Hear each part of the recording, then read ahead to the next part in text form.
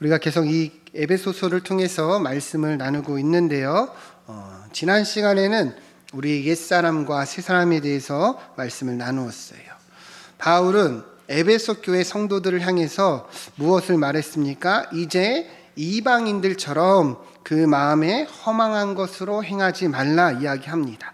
그러니까 다시 말하면 이방인들처럼 살지 말라는 거예요. 너희가 이제 하나님의 자녀가 됐고 그리스도 안에서 주님의 자녀가 되었으니 이들처럼 살지 말라는 것이죠. 이 이방인의 허망함, 그들의 특징에 대해서 우리가 나누어 보았는데요. 총 3가지가 있었어요. 첫 번째는 무지였습니다. 우리 따라해 봅시다. 무지. 예, 무지가 뭐예요? 모른다는 거죠. 무엇을 모릅니까? 하나님을 모르는 거예요. 하나님을 몰라서 자기들의 기준대로 세상의 가치와 풍조를 따라 사는 것이 이방 사람들의 특징이에요. 근데 바울이 말하는 것은 뭐예요? 우리도 그렇게 살아가고 있다는 거예요. 하나님을 모르는 것처럼 살아가고 있다는 거예요. 여전히 어때요? 하나님의 가치와 기준이 아니라 내 마음대로 세상을 따라 산다는 거예요. 그래서 바울이 무엇을 얘기합니까? 믿는 것과 아는 일에 하나가 되라는 거예요. 하나님을 알아가야 된다는 거예요. 말씀을 배워야 한다는 거예요. 왜 그렇습니까? 알아야 행할 수 있고 알아야 따라갈 수가 있기 때문이죠. 여러분, 여전히 우리가 하나님에 대해서 무지해 있으면 안 됩니다. 모르고 있는 것, 알아가지 않는 것에 아무렇지 않게 살아가면 안 된다는 거예요. 여러분, 이것은 이방인들의 그러한 특징인 것을 반드시 기억하며 우리는 하나님을 알아가고 배워가고 또 따라가기를 소망합니다. 두 번째, 이방인들의 특징은 마음이 굳어져서 하나님의 생명에서 떠나 있는 것이라 말했습니다. 마음이 굳어 있다는 게 뭐예요? 하나님에 대해서 거부하는 거예요. 하나님에 대해서 거절하는 것이 이 세상 사람들의 특징이죠. 그런데 우리도 그러한 모습이 있다는 거예요. 어떠한 모습이 그렇습니까? 주의 말씀을 들으나 따라가지 않고 순종하지 않는다면 사실은 똑같다는 거예요.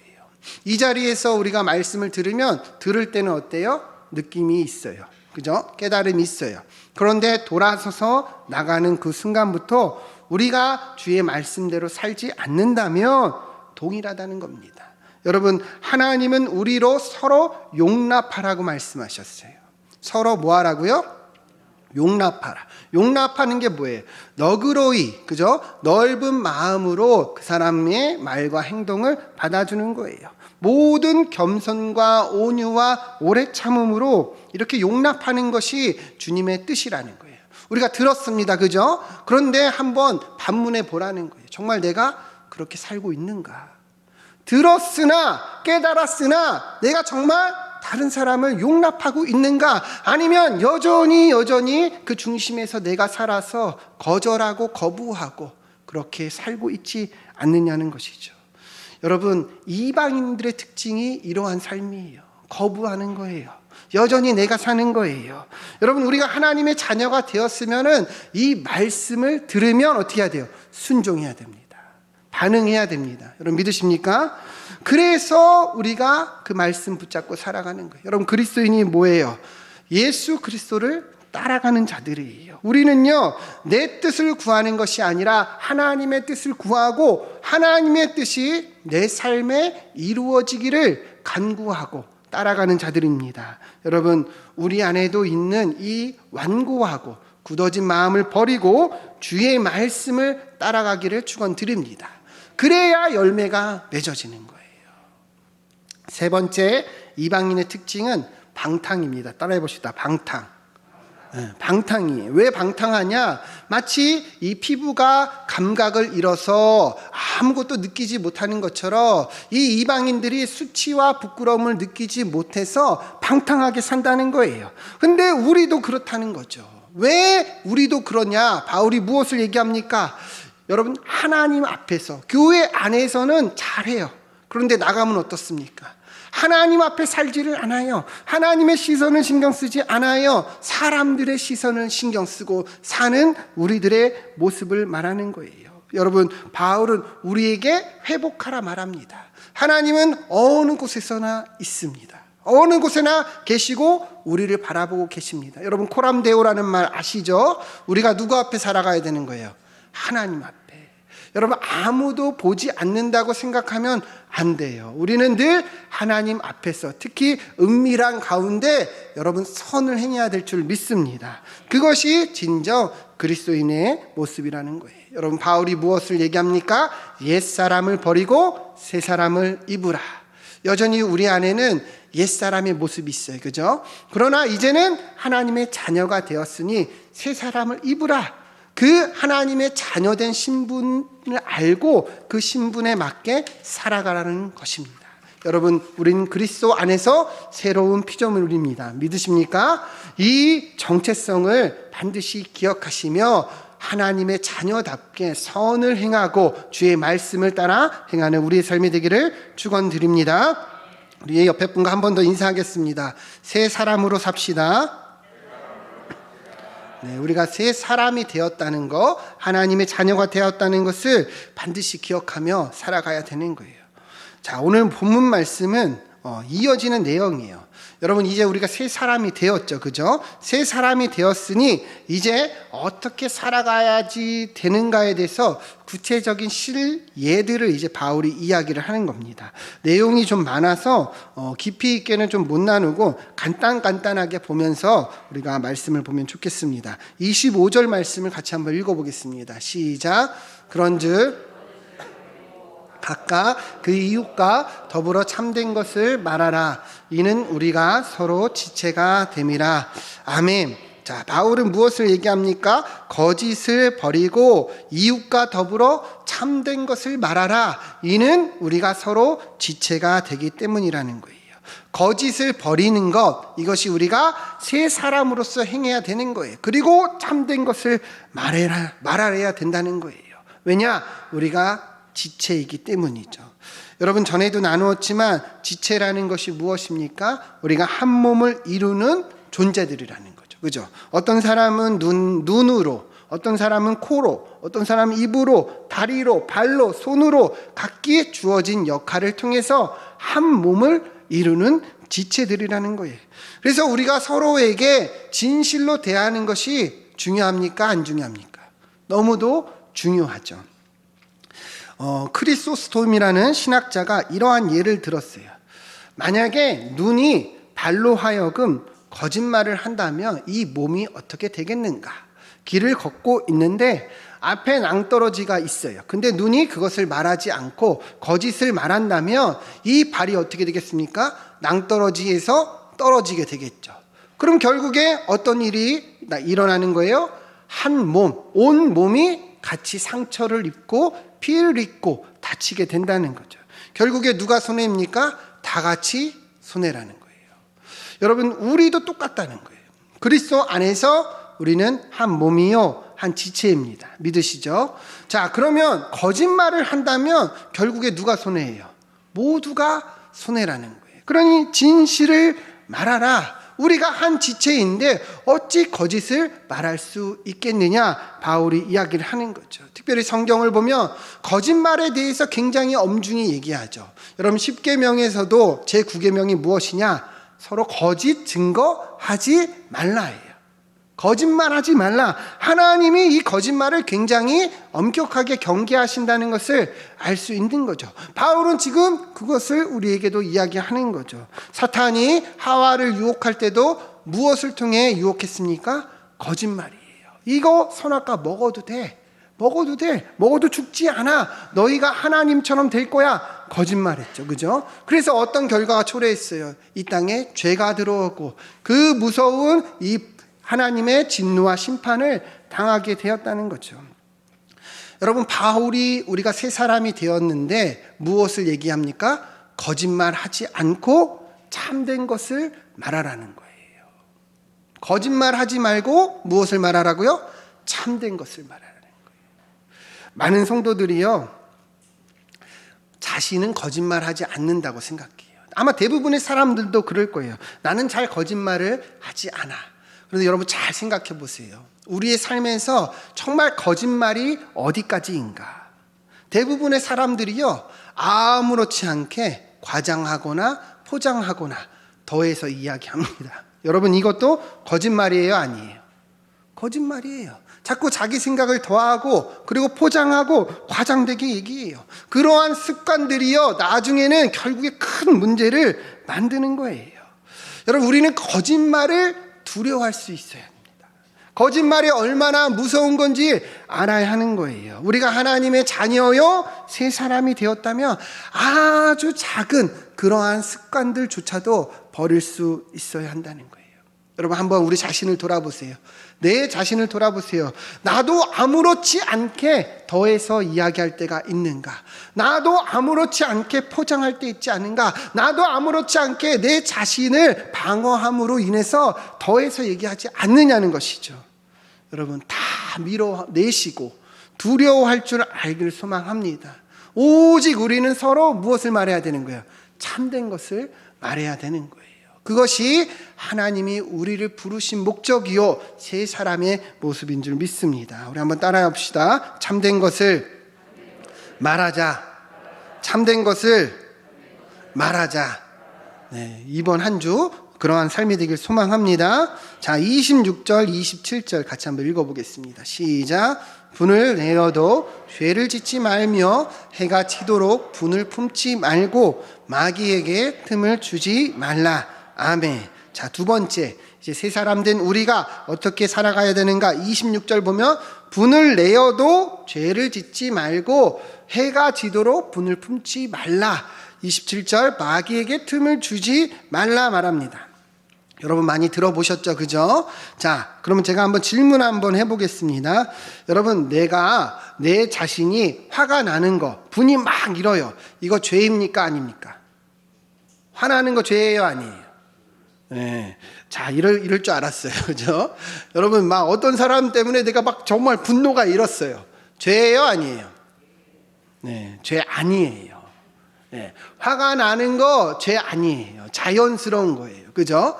화가 날 수 있어요. 자, 중요한 건 뭐냐면 이 화가 나는 것이 문제가 아니라 화가 난 뒤에가 문제예요. 많은 성도들이 화가 나는 게 죄인 줄 알고, 주님, 나에 왜 이렇게 화가 납니까? 나를 불쌍히 여겨주세요. 나 이렇게 왜 이렇게 죄를 짓으니까 죄책감을 갖지만, 여러분, 화가 나는 거는 죄가 아닙니다. 다만 무엇이 중요하냐? 이제 화가 난 뒤에 우리가 어떻게 행해야 하느냐가 중요한 거예요.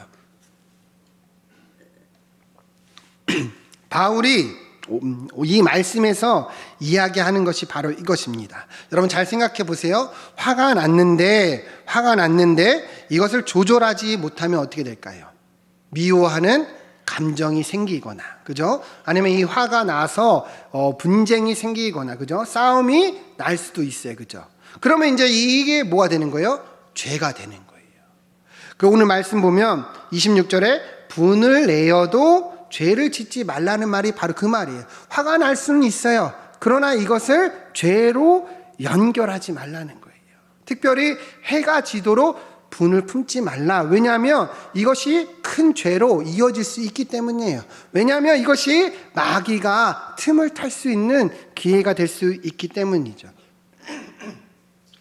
여러분 신앙생활 하면서 한 번쯤은 다 이러한 분노를 경험해 보셨을 거예요. 그죠? 어떤 성도 때문에 교회 안에서 화가 나는 일이 일어날 수 있어요. 여러분들도 다 경험해 보셨죠. 그죠? 어떤 성도 때문에. 그죠? 자, 그런데 여러분 잘 기억해 보세요. 그러면 내 안에서 화가 나고 분노가 일어요. 자, 그런데 이것을 풀지 못하면 어떤 일이 일어날까요? 신앙생활 하는 거 어때요? 불편해져요? 안 불편해져요? 불편해져요. 그 권사님 때문에, 그 집사님 때문에, 그 장로님 때문에, 그 목사님 때문에 교회 오기가 불편해져요. 교회 오기 싫어집니다. 그 사람과 마주치는 것도 싫고, 그죠? 저기서 어딘가 저기 서 있는 것만 서 있는데도 자꾸만 내 시선이 신경 쓰고 있어요. 그죠? 자, 여러분 이것이 지금 오늘 말씀이 얘기하는 거예요. 그래서 어떤 일이 일어나는 거예요? 주어진 역할이나 주어진 본분을 자꾸 멀어지게 하는 거죠. 마귀가 이 틈을 노리는 거예요. 이때다 싶어서 교회를 흔들고 공동체를 무너뜨리는 거죠. 여러분 잘 생각해 보세요. 교회 안에서 우리가 서로 함께 신앙생활을 하다 보면 화가 나는 일이 생깁니다. 그죠? 근데 오늘 분명히 이 말씀을 기억하시면서 화가 나는 것을 이상하게 여기지 말고 이때에 어떻게 해야 돼요? 감정을 따라가는 것이 아니라 오늘 이 말씀을 따라가야 된다는 거예요. 화가 나는 거는 죄가 아닙니다. 그죠? 그러나 화가 날 때 이 감정을 따라 분을 내지 말고 죄를 짓지 말고 품지 말고 빨리 풀라 이거예요. 그래야지 마귀가 이 틈을 통해서 우리를 시험하지 않는다는 거예요. 31절, 32절 보면 바울은 얘기합니다. 너희는 모든 악독과 노함과 분냄과 떠드는 것과 비방하는 것을 모두 악의와 함께 뭐라 그래요? 버리라는 거예요. 우리 안에서 노하고 분내는 것, 떠드는 것, 그래서 비방하는 것을 다 버리라는 거예요. 왜냐? 이것이 결국에 죄로 연결된다는 거예요.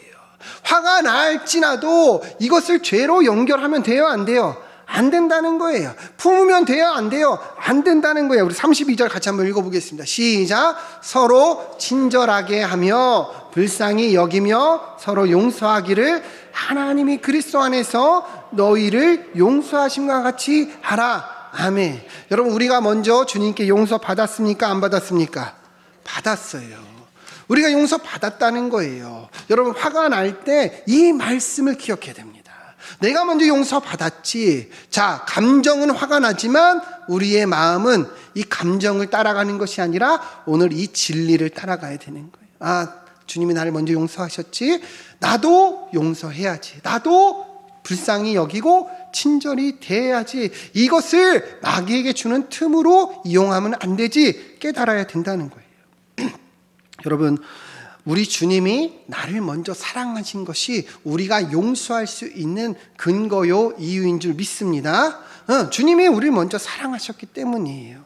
여러분, 우리를 분노하게 만드는 사람이 있어요, 없어요? 있어요, 없어요? 최근에도 그런 경험 하셨습니까? 안 하셨습니까? 직장 가운데, 교회 안에서, 또 가정 안에서 있어요, 없어요? 네, 여러분들은 없으실 거예요. 그죠? 저는 엄청 많은데. 자, 이러할 때 오늘 말씀을 다시금 기억하는 거예요. 우리가 새 사람으로서 어떻게 살아가야 되는가? 하나님의 자녀로서 어떻게 살아가야 되는가? 똑같이 화내고 똑같이 역정내면 다를 게 없어요. 그러나 우리가 먼저 용서받은 자로서 불쌍히 여기고 친절히 여기면 하나님의 뜻이 우리 삶에서 이루어지는 거예요. 여러분, 예수님이 우리에게 무엇을 얘기하셨습니까? 자기 십자가 지고 따라와라. 자기 십자가 지고 나를 따르라. 여러분, 예수 믿는 것이 쉬웠으면 예수님이 우리 보고 자기 십자가 지고 따라오라고 했을까요? 그냥 웃으며 따라와라 했겠죠. 그죠? 분이 날 때 용서하고 분이 날 때 친절히 대하는 거 너무 어려운 거예요. 그래서 주님께서 우리로 자기 십자가라고 표현한 겁니다. 여러분, 어렵지만 주님이 나를 위해서 먼저 십자가를 지셨으니 우리도 얼마든지 따라갈 수 있는 거예요. 내가 용서하는 것이 아니라 내 안에 거하시는 성령을 따라 용서하는 거예요. 내가 받은 용서를 통해서 용서하는 것이에요. 여러분, 우리가 이러한 삶이 되기를 소망합니다. 한번 따라합시다. 용서하며 주님을 따라갑시다. 네, 이러한 삶이 이루어지길 소망합니다. 자, 28절 같이 한번 읽어보겠습니다. 시작.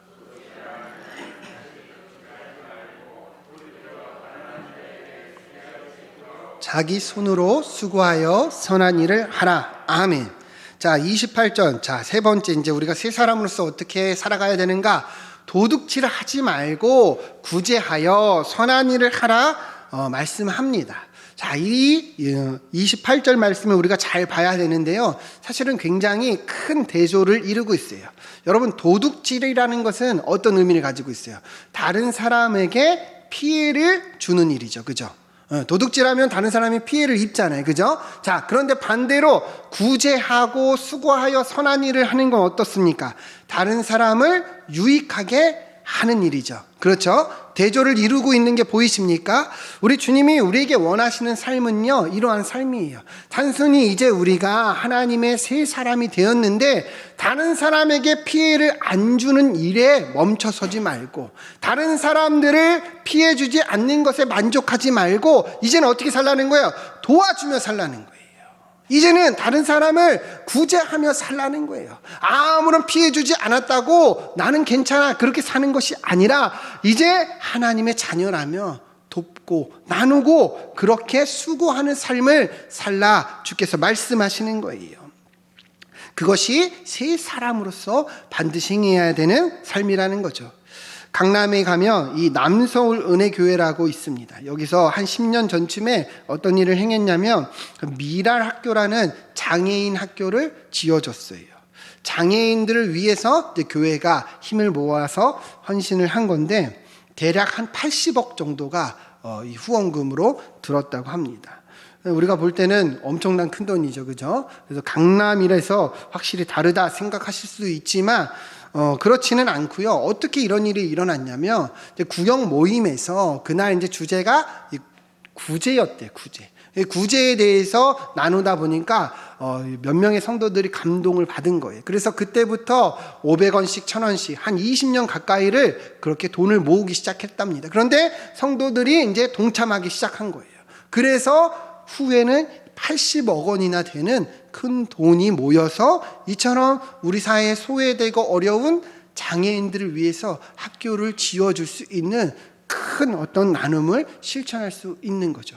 여러분, 저는 이 이야기를 듣는데 굉장히 은혜를 받았어요. 감동이 되더라고요. 여러분, 우리 그리스도인들이 살아가는 삶의 방향과 목적이 여기 있는 줄 믿습니다. 우리는 그냥 잘 먹고 잘 사는 것에 목적 있는 사람들이 아니에요. 하나님의 자녀로서 우리는 새 사람으로서 실천하고 또 그렇게 나눠주고 돕는 삶을 살아야 된다는 거예요. 에베소서 2장 10절을 보면 이렇게 얘기합니다. 우리는 그가 만드신 바라. 우리를 누가 만드셨어요? 주님께서 만드셨죠. 왜 만드셨느냐? 그리스도 예수 안에서 선한 일을 위해서 지으심을 받은 자라는 거예요. 무엇을 위해서요? 선한 일을 위해서. 선한 일이 무엇이에요? 앞서 이야기하고 있는 이러한 내용들이죠. 우리가 수고하고 헌신하여서 어려운 이웃을 돕고 구제하고 나누는 것, 그것을 위해서 우리가 부르심을 받은 자들이라는 거예요. 여러분, 우리에게도 이러한 삶이 이루어지길 소망합니다.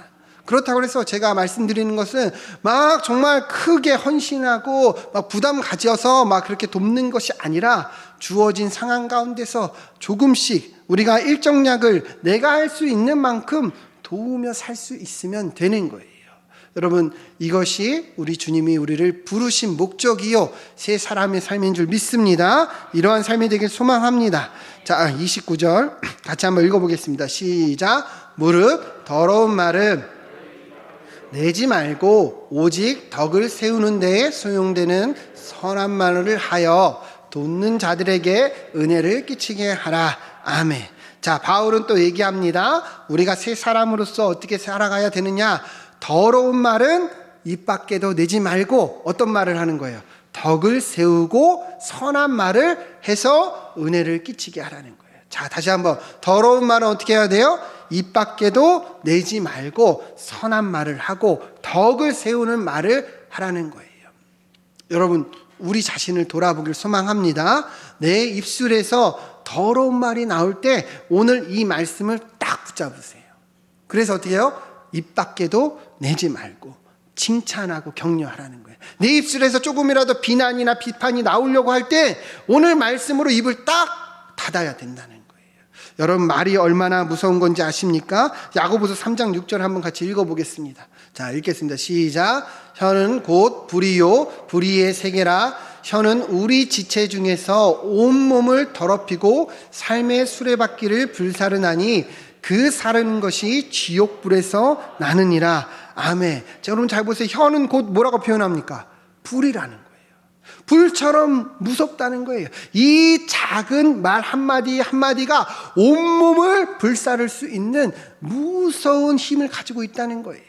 여러분, 바울이 왜 더러운 말은 입 밖에도 내지 말라고 얘기합니까? 이것이 엄청난 결과를 초래할 수 있기 때문이에요. 여러분 세상을 보세요. 왜 많은 연예인들이 자살하고 힘든 삶을 삽니까? 그 댓글 하나하나 때문이에요. 이 댓글 하나에 주어진 이 힘이 너무 세니까 그 말들 한마디 한마디에 결국에 죽기까지 한다는 거예요. 여러분 왜 바울이 우리에게 얘기를 합니까? 공동체 안에서 이 작은 말 한마디 한마디, 더러운 말 한마디 한마디가 공동체를 불사를 수 있기 때문이에요. 우리 잠언 12장 18절 같이 한번 읽어보겠습니다. 시작. 칼로 찌른같이 함부로 말하는 자가 있거니와 지혜로운 자의 혀는 양약과 같으니라. 아멘. 자, 칼로 찌름같이 함부로 말하는 자가 있대요. 다시 말하면 함부로 말하는 것은 칼로 찌르는 것처럼 무서운 일을 낳는다는 거예요. 말 한마디가 사람에게 그처럼 큰 피해와 아픔을 일으킬 수 있다는 거죠. 그러니 더러운 말은 어때요? 입 밖에도 내지 말라는 거예요. 또 얘기하죠. 지혜로운 자의 혀는 어때요? 양약과 같으니라. 왜 바울이 우리로 하여금 선한 말을 하고 덕을 세우는 말을 하라고 말씀하냐? 지혜로운 자의 말이 양약처럼 다른 사람을 낫게 하고 치유하고 회복시켜 주기 때문이에요. 여러분 말 한마디가 한 사람의 인생을 망가뜨릴 수도 있지만 말 한마디가 어때요? 한 사람의 인생을 이처럼 돕고 세워줄 수 있다는 거예요. 여러분 우리가 그리스도 안에서 새 사람이 되었다면 무엇을 말해야 되는지 이 시간 분명히 깨닫길 소망합니다. 우리는 죽이는 말이 아니라 세우는 말을 해야 돼요. 우리는 세워주고 공감해주고 살리는 말을 해야 됩니다. 여러분 내 입술에서 더러운 말이 나오려고 할 때 입 밖에도 내지 마시고 오직 선한 말로 이 덕을 세우는 말로 공동체를 세워주기를 축원드립니다. 자 이제 마지막 결론이에요. 5장 1절 2절 같이 한번 읽어보겠습니다. 시작. 그러므로 사랑을 받는 자녀같이 너희는 하나님을 본받는 자가 되고 그리스도께서 너희를 사랑하신 것 같이 너희도 사랑 가운데서 행하라. 그는 우리를 위하여 자신을 버리사 향기로운 제물과 희생 제물로 하나님께 드리셨느니라. 아멘. 자 원어로 보면 오늘 5장 1절 2절까지가 딱 결론이에요. 1절 다시 보면 그러므로라고 이어집니다. 그러므로 우리가 새 사람이 되었다는 것은요 사랑을 받는 자가 된 거예요. 그죠? 그래서 하나님을 본받는 자가 되어서 하나님이 우리를 사랑한 것처럼 서로 사랑하라는 겁니다. 사실은 1절과 2절이 똑같은 말이에요. 병행구절이에요. 우리가 서로 사랑하는 것이 하나님을 본받는 것이고 하나님을 본받는 것은 서로 사랑하는 것입니다. 우리가 왜 그렇게 사랑해야 됩니까? 하나님이 먼저 우리를 사랑하셨기 때문이죠. 로마서 5장 7절 8절 보면 우리가 어떤 사랑을 받았는지 잘 얘기합니다. 의인을 위해 죽는 자가 쉽지 않고 선인을 위해 용감히 죽는 자가 혹 있거니와 우리가 아직 죄인 되었을 때 그리스도께서 우리를 위해 죽으심으로 우리에 대한 하나님의 이 자기의 사랑을 뭐 하셨어요? 확증하셨다. 우리가 죄인 되었을 때 주님은 죽기까지 우리에 대한 이 사랑을 실천하셨다는 거죠. 요한일서 4장 10절 12절 보면 사랑이 여기 있으니 우리가 하나님을 사랑한 것이 아니요 하나님이 우리를 사랑하사 우리 죄를 속하기 위해 화목 제물로 그 아들을 보내셨다 얘기합니다. 하나님이 우리를 사랑하사 아들을 보내셨다는 거예요. 자 11절 보면 그래서 사랑하는 자들아 하나님이 이같이 우리를 사랑하셨은즉 우리도 서로 뭐하는 것이 마땅해요? 사랑하는 것이 마땅하다. 우리가 서로 사랑할 때 12절 보면 어느 때나 하나님을 본 사람이 없으되 우리가 사랑하며 하나님이 우리 안에 거하시고 그 사랑이 우리 안에서 온전히 이루어진다. 여러분 결론 내리면 이것이에요. 우리가 새 사람으로서 하나님의 자녀로서 사랑하는 것은 다른 것이 아니에요. 서로 사랑하는 거예요. 서로 사랑하는 것. 그 사랑 안에서 거짓을 버리고 분을 품지 않고 구제하고 나누어주고 선한 말을 하고 헌신하고 노력하는 것입니다. 왜 우리가 그렇게 살아가야 돼요? 우리가 먼저 그 사랑 받았잖아요. 그죠? 우리가 그렇게 사랑할 때 하나님의 이 뜻이 온 세상에 드러나고 이루어진다는 거예요. 여러분 서로 사랑하기를 소망합니다. 서로 사랑하는 것 이것이 주님이 우리를 부르신 이유요. 우리가 그렇게 살아갈 때 세상이 주님을 보게 된다는 것입니다. 여러분 이번 한 주도 이러한 사랑하는 삶이 되길 소망합니다. 모든 미움, 분노 다 십자가에 못 박고 주님의 사랑으로 그 감격으로 실천하며 살기를 소망합니다. 그러할 때 우리가 우리의 삶을 통해서 하나님의 뜻이 이루어지고 세상도 주님을 보게 되는 것이에요. 한번 따라합시다. 서로 사랑합시다. 이번 주 서로 사랑하겠다고 결단하기를 축원드립니다. 함께 기도하겠습니다.